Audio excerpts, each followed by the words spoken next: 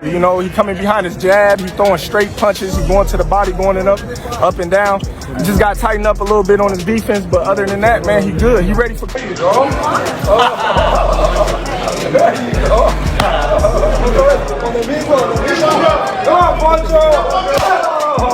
Terence Crawford is consulting various experts for guidance in preparation ahead of his upcoming September fight with Canelo Alvarez. Recently, he attended the press conference for the Benavidez versus David Morrell fight, where he not only observed the event, but also trained alongside Benavidez afterward.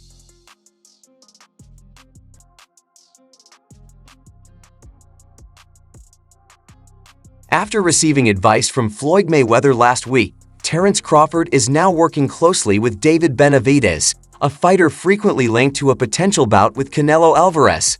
Along with Benavidez, Benavidez is regarded as one of the few who truly comprehend Canelo's fighting style and has consistently had confidence in his ability to defeat him. Fight look with Benavidez. Who do you take?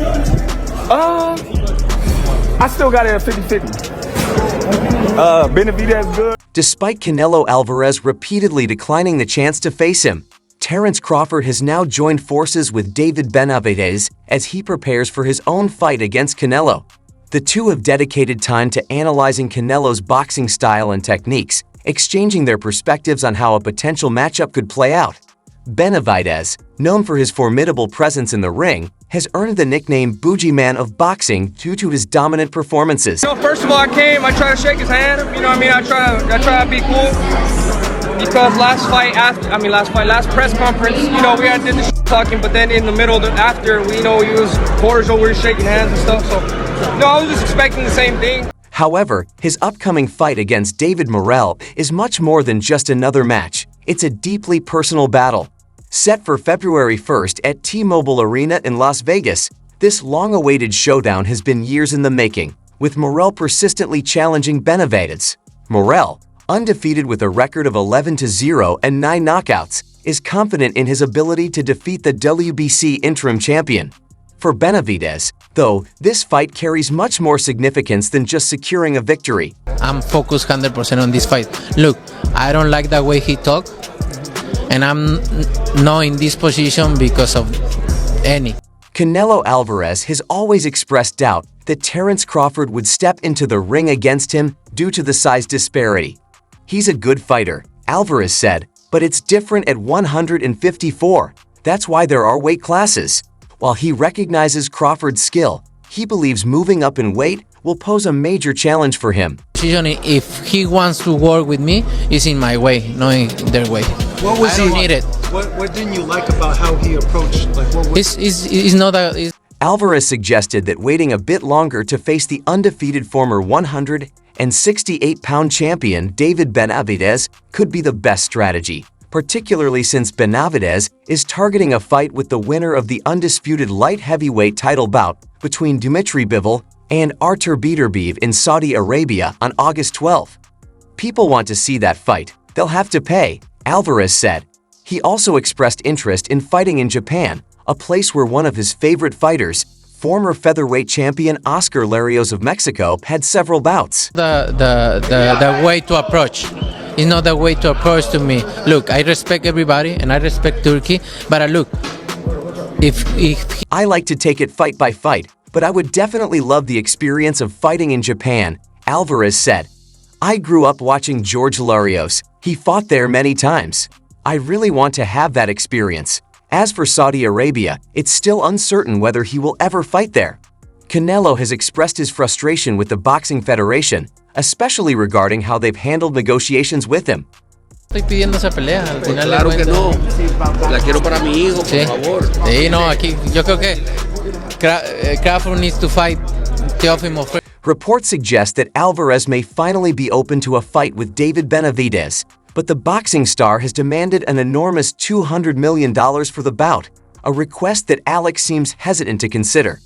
Alex's approach has notably shaped the dynamics of boxing in recent years, playing a significant role in the sport's resurgence within the broader combat sports world.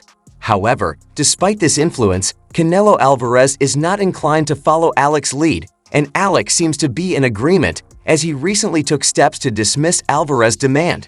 This fight possible in boxing, is that something you'd actually be interested in? You know, it's crazy when you asking about that because you say, your matchup is coming.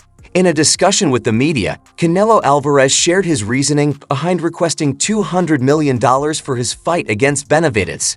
Obviously, he's a formidable opponent, a skilled fighter, and he brings a lot to the table on fight night. It's a risk, but if the financial terms are right, I'm ready to fight as soon as tomorrow.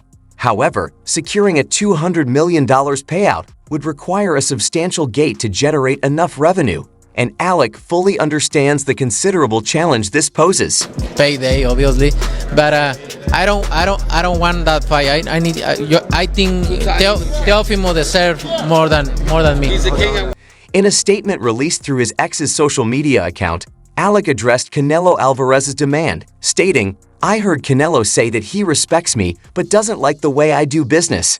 As for the respect, it doesn't matter to me whether he feels that way or not. I understand why he doesn't approve of how I operate. I'm focused on big fights at fair prices. Naturally, anyone who prefers less challenging matchups isn't going to like that." Yeah. Turkey has said that he's not interested in the fight anymore. What's your reaction or your response to that? It was no different from 147, to be honest. Israel just was a strong opponent, you know, and we knew that coming in. The hand wasn't bothering me. You know, I wasn't really too much worried about the right hand. You know, he landed a couple of times at the end of the round where he was trying to steal it. Like Ali Sheikh say that he sent you an offer, possibly to face Crawford for coming up here. Is that true, or what happened with that? No, I don't have any offer. And look, I'm 100% focused on this fight, and then when to him, we will send you 2 gloves if you want to play in Saudi Arabia. That's it. He said to me, send to me 2 Ferrari. Now just give me the fight that we all want to see. Who wants to see David Benavidez versus Canelo? That's what you guys want to see? Yeah, I think so. I don't think it's going to be an easy fight. Munguia, you know, he's a strong fighter. He's a combination puncher. And if you see the fighters that give Canelo problems with a combination, because that's what Canelo thrives at. He loves throwing those body shots, and you will find it. So he has to keep the distance, punching combinations, and get out the way. If he doesn't have to be there, then don't be there. Don't receive unless he is able to do that. And it's going to be a tough fight because Munguia could crack too. Munguia could crack. You can see that when he fought John Ryder. You know, he's power punch. He could crack. So it's going to be interesting. I don't think it's going to be easy, like how people say it is. You know, Munguia is a tough fighter. You know, he's Mexican blood. He's a warrior. So it's going to be a good fight.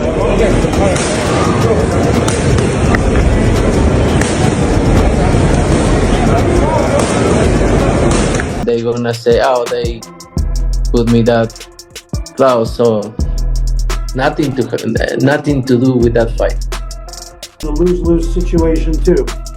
Yeah, it's a lose-lose situation because, you know, they're gonna, after the fight, they're gonna talk out because of this. Yeah, it's a lose-lose situation because, you know, they're gonna, after the fight, they're gonna talk out because of this.